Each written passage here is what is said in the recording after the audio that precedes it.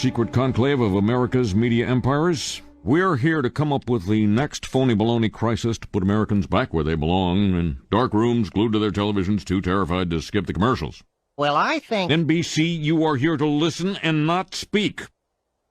I think we should go with a good old-fashioned public health scare. A new disease. No one's immune. It's like the summer of the shark, except instead of a shark, it's an epidemic. And instead of summer, it's all the time. That is smoking. Now, I hate to be the guy who derails what everybody else loves. He loves being that guy. But, Janice, we do have standards. This can't be a made-up disease. The only moral thing to do is release a deadly virus into the general public. We do have something we've been holding on to, but it hasn't been tested. Get over here, NBC. Well, we certainly believe in testing, but Wow. Oh, yeah. So, we've got our deadly disease. Now, we just have to blame it on something that's in every household, something that people are a little bit afraid of already. House cat flu is coming, people. The Center for Disease Disinformation predicts with some degree of probability that the house cat flu might spread in the following hypothetical outbreak pattern. So petter beware, that warm body on your lap just might be ready to destroy your tender victuals.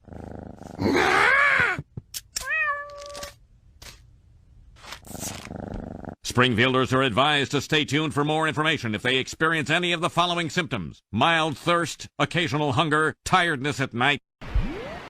We do know, and we all accept, that there is transmission occurring at some level in communities. We've seen those clusters, we've seen those super spreading events.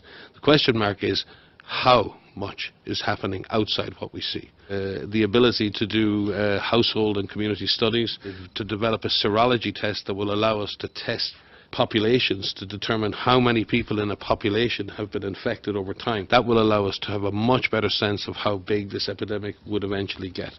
So we need serology testing in order to do that as well. So better population-based testing through serology, better point-of-care diagnostics to allow clinicians to make better choices, better data on what's working in therapeutics, and then obviously work on identifying the animal source. Identifying the source is not necessarily going to improve how we deal with this event per se, but if there is a source out there in the animal kingdom, we better identify it, because if we end this epidemic with all of the hard work, we don't want to be exposed to another one with the same virus. So understanding where the source is has become very important. It's operationally very important, and for the future it's very important.